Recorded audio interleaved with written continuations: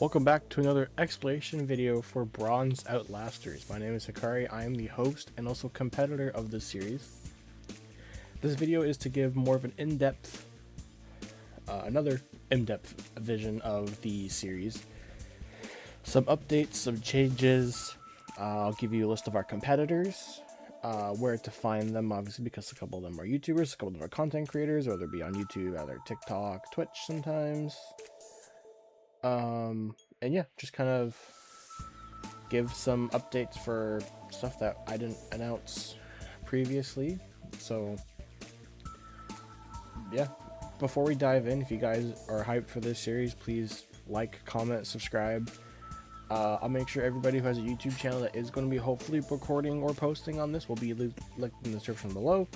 Obviously, this isn't a solo channel thing. We wanted to make it a everybody idea, as everybody had the option to. Some people may not, some people may, up to them. But that being said, let's get into some of the information. I'll apologize ahead of time if I ever duplicate information between videos, but this video will essentially serve as the last video for this series before episode 1, which we are hoping is February, because we've had some delays at the time of recording, which is January 24th. I recently just got home from my regionals trip 2 days ago. Unfortunately, bad weather, and I could not come home safely for a bit. Some of the rules that, again, anything may have been restated before. I unfortunately don't remember offhand what was all been stated.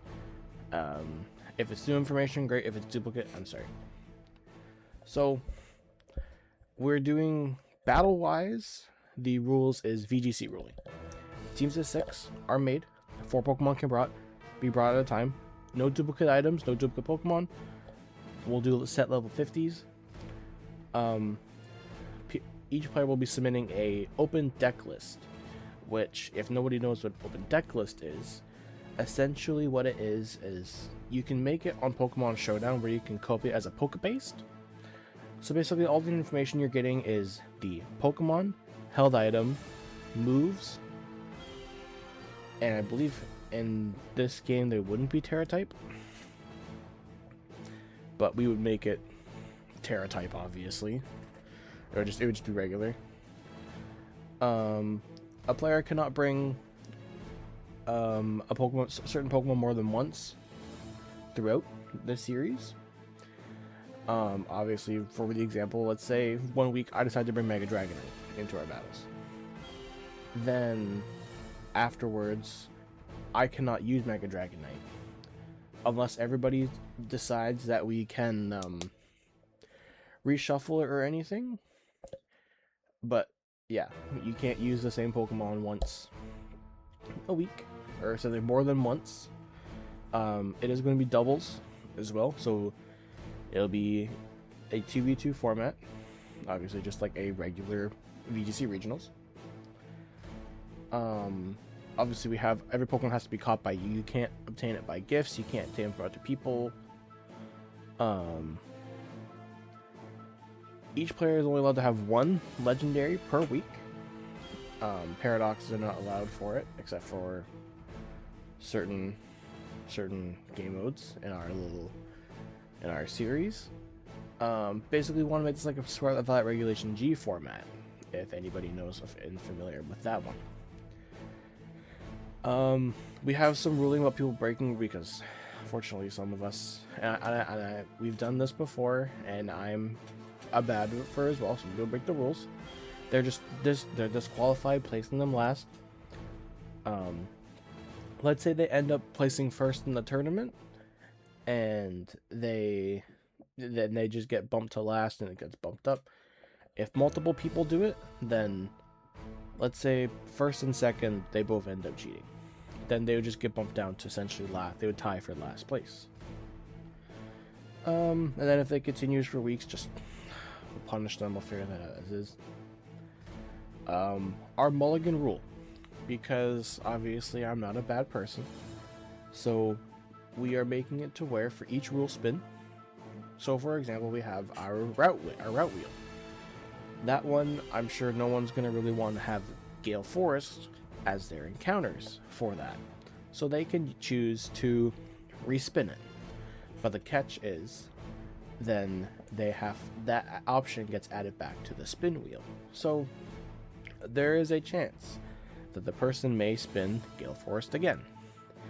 And if they do, yeah, and then it was meant to be.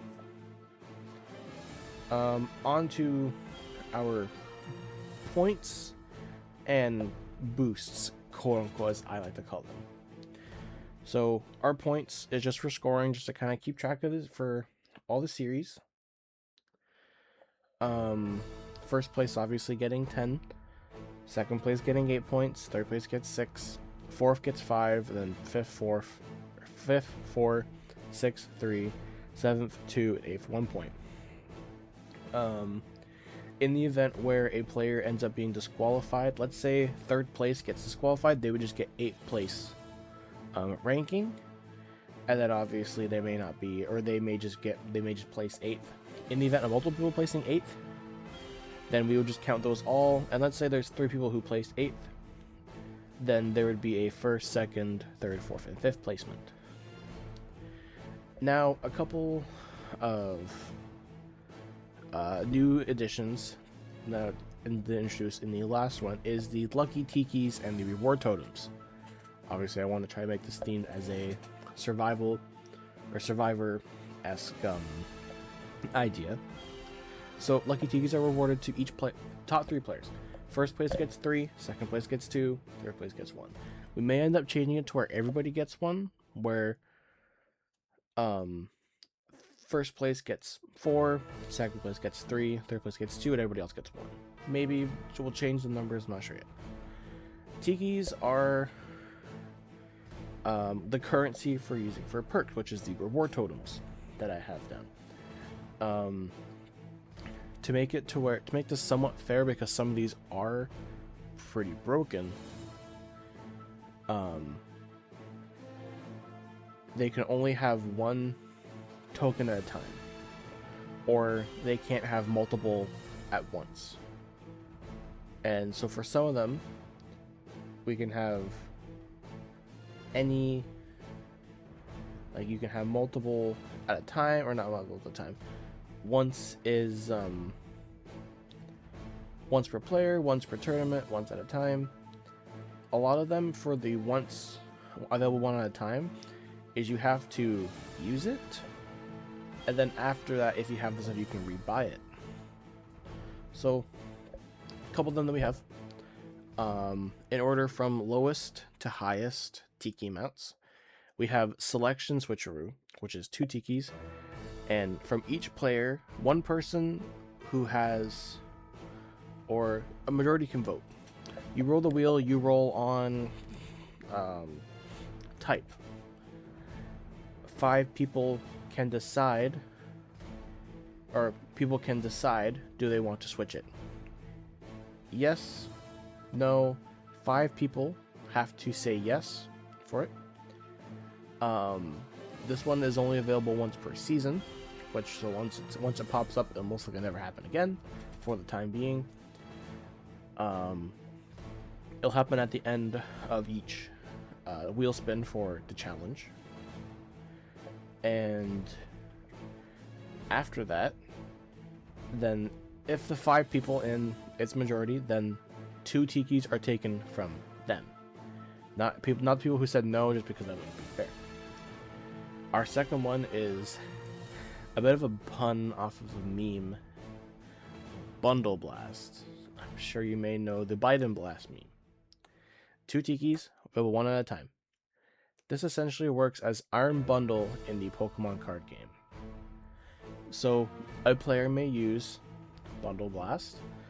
Essentially, it forces one of your opponent's Pokemon, they have to switch it out if applicable, but they get to pick what comes out. So you're going against Mega Salamence and you have a low HP Dragonite. You can use Bundle Blast against the Salamence, But let's say if they have 2 Pokemon in the back still, they have their full team, they choose what comes out. We may make it to where a bit of a higher requirement, and it's you pick what comes out, but that one you kind of it's a bit of a difficult because you would have to learn or know the entire team to do it. Next is Mind Reader for 5 Tikis and available once per tournament per player. They can use it, and essentially you can use it on your opponent and they have to tell you what they're doing without lying. You can say, hey, I'm using my Mind Reader Tiki or Totem. What are you doing this turn? I'm switching out into this. Great. They don't have to announce their entire turn. They have to announce a action with a certain Pokemon. Or you can say, I'm using Mind Reader. What are you using on your opponent's? Let's say, what are you using on that Umbreon? I'm switching it out. Great. Another one is God's Pointer. Available 10 Tikis, 1 at a time. It allows to spin. You choose the wheel spin, essentially, for that specific challenge. You don't get to pick the challenge, just because that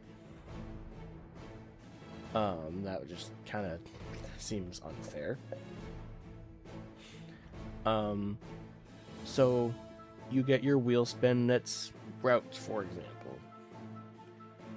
Before your turn to spin, or I would do it to either where it's your turn to spin, or your turn, or before the entire spin, you must announce you're using God's Pointer and say, I'm going to take this option off. Let's say you take Rose Cove Beach, just an example, obviously. You would take that option for yourself, and it's taken off the wheel. It must be, yeah, so use before the selected wheel is spun. If not, then the totem can't be used, and you have to wait till possibly next time you want to use it. So yeah, so I remember I just read my notes.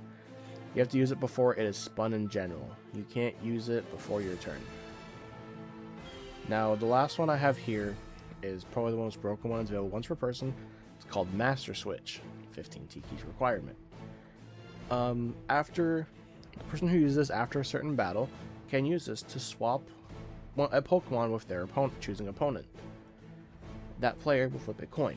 Heads, they choose the Pokemon they trade. You have to trade it for Pokemon, essentially. I may call it Master Trader, just to be a little bit funny and to make it make more sense.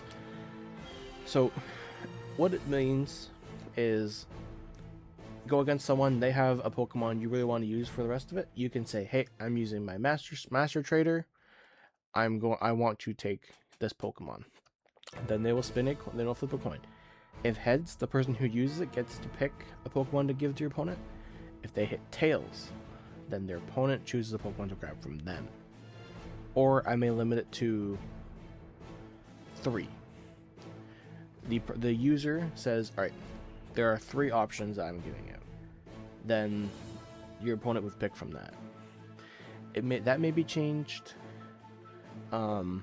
Unsure of this exact moment, but that is some of the new rules and the Tiki Totem reward system.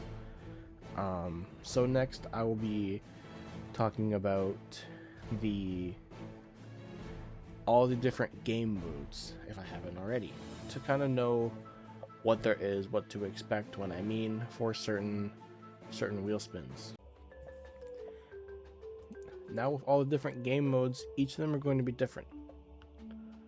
Some of them are just kind of like, you can pick whatever. Some of them is, you have to go by a certain rule set.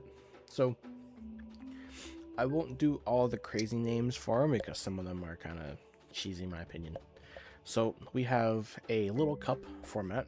Obviously any first stages of a 3-stage line, main example.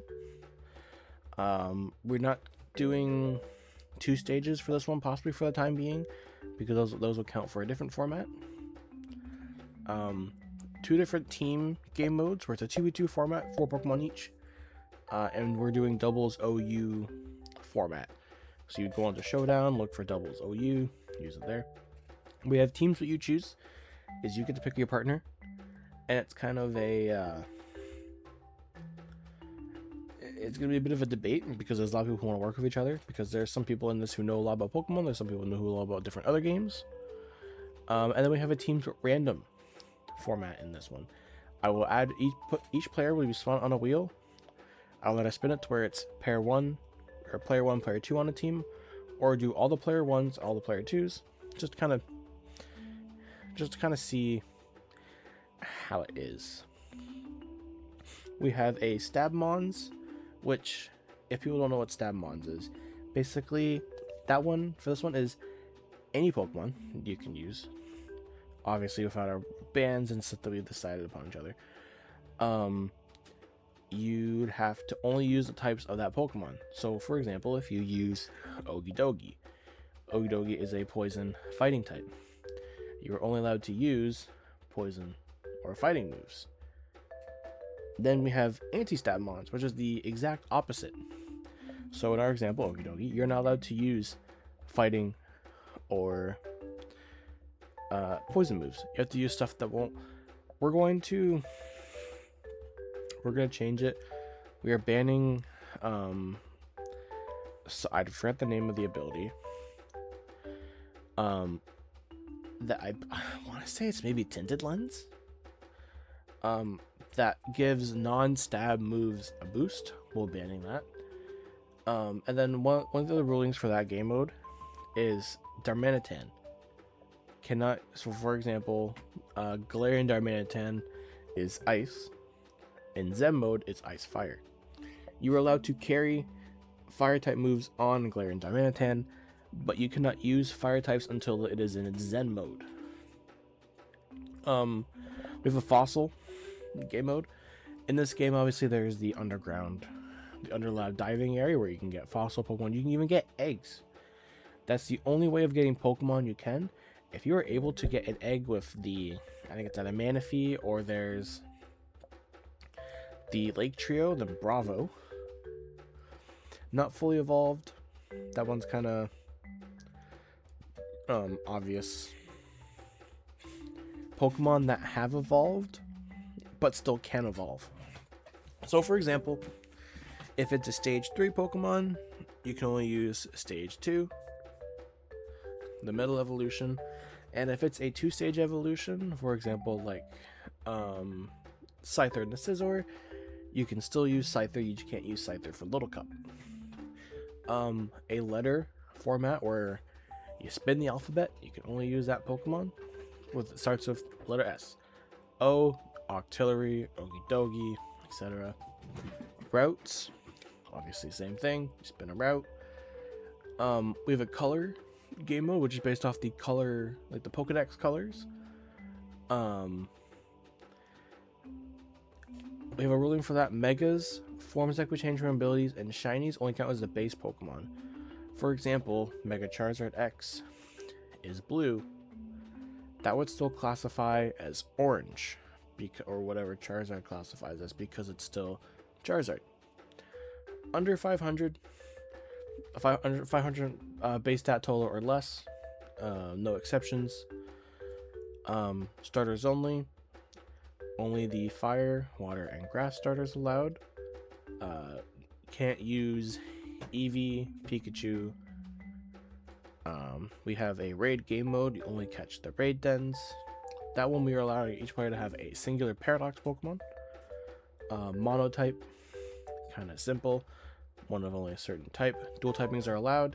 It doesn't have to be the primary type. If you roll flying, it does not have to be the primary type for it.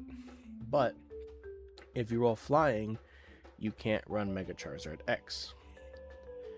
Or let's say you roll Dragon, and you want to use Mega Feraligatr. You're not allowed to use base Feraligatr.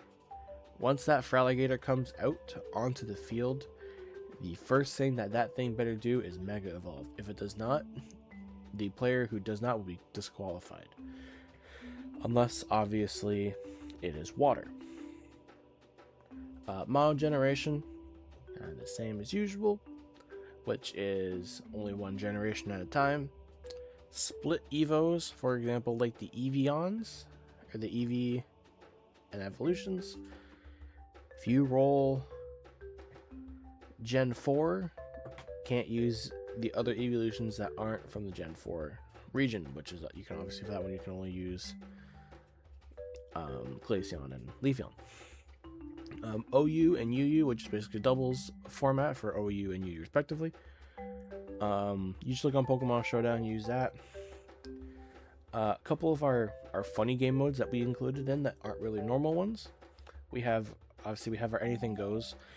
A lot of our rules are permanent, some of our bans are permanent, so anything except that, and also 2 restricted Regulation I format for Pokemon Scarlet and Violet. Now, the crazy game mode I came up with is Pokemon Shuffle. What that means is each player is going to submit their 6 Pokemon onto a wheel. They will spin said wheel. Let's say my friend KU, he was known to be part of this creation anyways, let's say he built Mega Greninja, wild example. That gets spun onto a wheel. There's a chance he may get, there's a chance that I may get it. Then each player will do their trading. Obviously, then they'll go to the battle.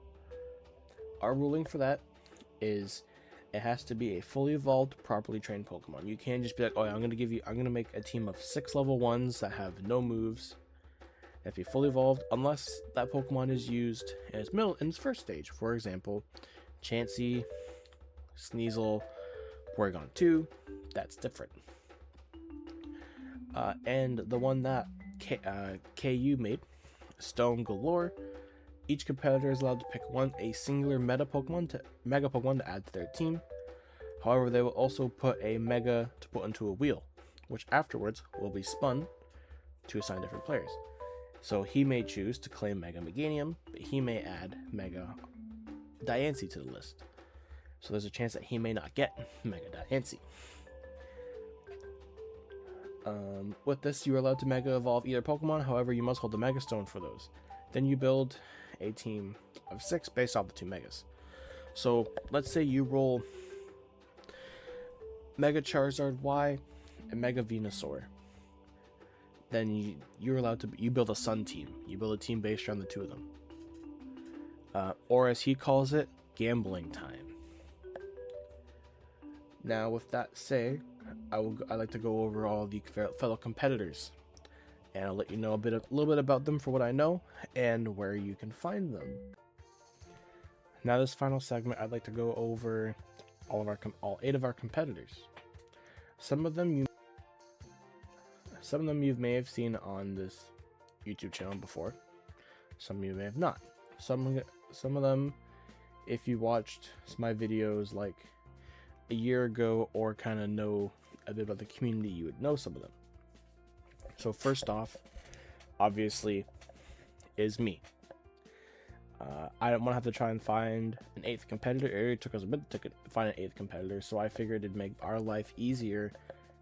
I'll be essentially player 1. No main character plotline armor bullshit. Everybody is the main character in this series. Then we have KU.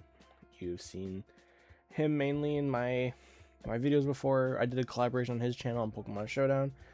KU is obviously a Showdown VTC YouTuber. Talks a lot about competitive Pokemon in the video game aspect of it. Does funny stuff. Some of his teams he likes making Terrapagos, Crydon teams. He also does some reaction content to especially some of the most recent VGC tournaments. Then we have Aquino. He's a bit of waiting for his computer issues, but he mainly does content on Inuzuma Strikers on Roblox based off of an anime that has the somewhat similar name of Inuzuma. I don't remember offhand. If you like Roblox content or you like Inuzuma Strikers, obviously, or any soccer related game, I definitely would recommend go checking him out. We have Miles, another Lumion Legacy content creator. Hasn't uploaded in a little bit, but obviously has done some funny teammates. His most known video is on his Wall Torch and Wall Lash based off Garlash. definitely go, if he ends up uploading this, definitely go check him out. Some of our other people is we have our friend Sammy, or I think it's Mag Agent on Roblox. Close friend, definitely helped. Met him during the Roblox Ace Lumen Legacy tournament era. We also have our friend Rayan, who's also in from said tournaments. Then we have Thunderclaw. You've seen Thunderclaw on this channel a couple times. I've streamed with him. He helped me do some ranked battle. He doesn't do much content like this. He mainly does stuff about, he mainly plays on Lumen Legacy competitive stuff more than I usually do. You also may have seen him, we did Battleship together, and he is the person that I absolutely cooked the fuck out of with Gloves Luminami, my favorite. Then last but not least, we have our friend Ramiro. You may have saw him earlier as the person who said Cypher joined the game. Akuino's friend, does know a little bit about competitive Pokemon. I don't believe I missed anybody. I will leave the YouTube channels for Akuino, KU, and Ramiro in the description below, as I normally do with all the content creators that I try to collab with. That's it for Bronze Outlasters. Our goal is to hopefully do, our deadline is kind of the first week of February. Hopefully by then, or if then, I will do a bit of a teaser for episode 1, which will be the wheel spin with everybody in it. With that being said, again, if you guys enjoyed, please like, comment, subscribe. Any other suggestions, comments, questions, feel free to leave down below. I will answer them the best of my ability. But other than that, you guys take care and have great days.